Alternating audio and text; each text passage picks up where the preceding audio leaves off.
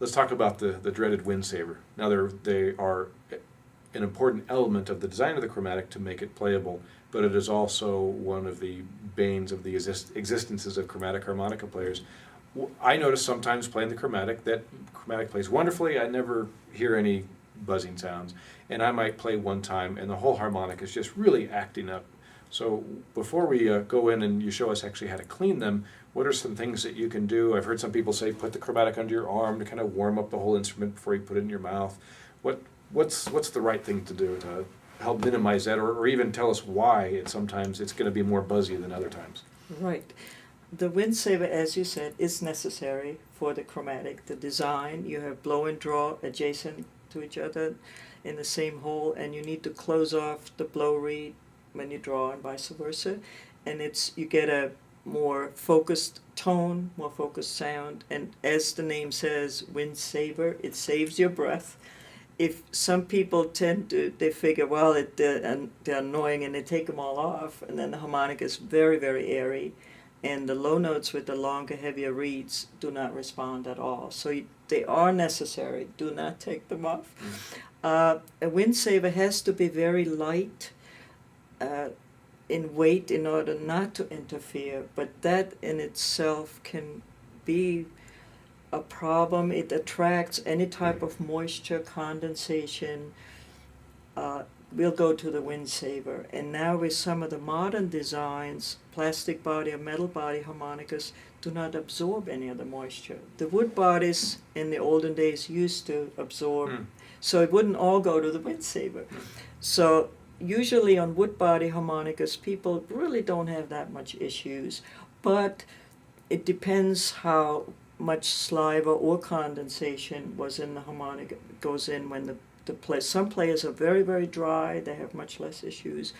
And indeed, if the harmonica is kind of at body temperature when you first play, we do recommend to keep it warm, so don't leave it in an ice cold car overnight, things like that in the wintertime, or anything extreme is not good for the wind saver. Hot car, for instance, when you leave it in the car in the summer, not recommended. The wind savers will curl up. Some people feel, well, I need to dry them out. They use a hair dryer, and all the wind savers are ruined. So they cannot take anything excess heat, cold, moisture, and they have to be very light. And Hohner is constantly researching for materials. In the olden days, they used to be leather, but they became very stiff and wouldn't function after a certain amount of time. So here again, prevention is a good thing. So if your harmonica is kind of warmed up somewhat, yes, people put it under their arm, warm it up in their hands. Some people use a heating pad. Robert Bonfilia, for instance, a famous classical harmonica player, he has his on a heating pad before he plays. He never has wind saver issues. His golden pillow. And some other players are doing that now, and it really helps because it's not necessarily the saliva, it's condensation from warm breath hitting the cold metal. And so a good thing to do is to kind of make sure it's not ice cold when you first play it. And you might experience, you pick it up and you hear a little popping or buzzing. It's kind of normal. That's from last time you played. Some of the wind savers might have gotten a little stiff. They had gotten wet and then dry and a little stiff. So if you play a few minutes up and down, it should go away. Okay.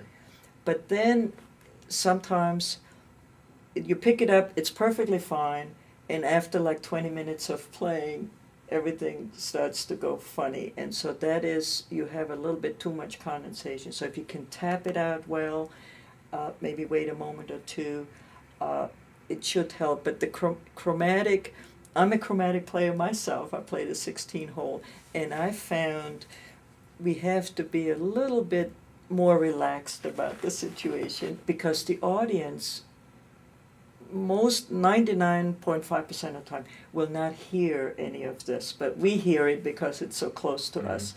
And so I just play around it. And I probably am not a very dry player, so I do have sometimes some wind saver things. But if you have time, let's say, and I always recommend to have 2 chromatics with you when you perform. And so you have a backup. And at one time I played and I had 3 sitting there, and people thought I had 3 different keys, Mhm. but they were all key of C, and I would put one down, take the other one. And actually, if anybody saw Clint Hoover, he had several different ones too. So when you're a chromatic player, it's always recommended to have a backup. Gotcha. And but let's say you have a buzzing here or there, and it hasn't gone away. And what do you do? And usually it is the outside valves that have a little bit of an issue, and they're easy to get to. So you take the covers off, and you can do a little, just the issue might be that the 2 layers, a valve has 2 layers. The top layer acts like a spring, Mhm. and if you have like a popping sound or a little sticking, it's because the 2 layers are stuck together, and that's from condensation.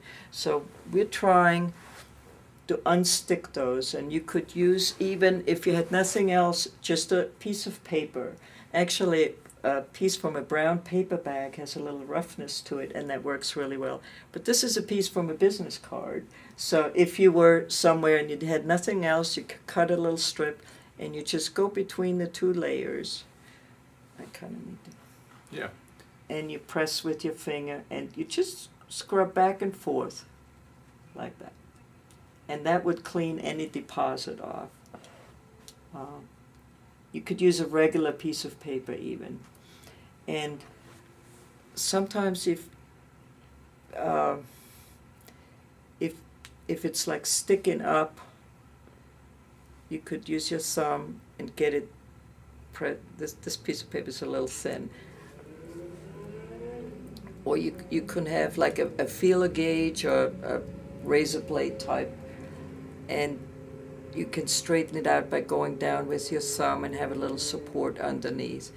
Sometimes they're curled up, but the only way really to uncurl it is to remove it and then use your finger and get it straight, and you can stick it back on. But wind savers are available from Hohner directly, and you can purchase a set, and usually one does not need to replace all of them. It's just the ones what they use the most, like G's and E notes usually need an extra wind saver.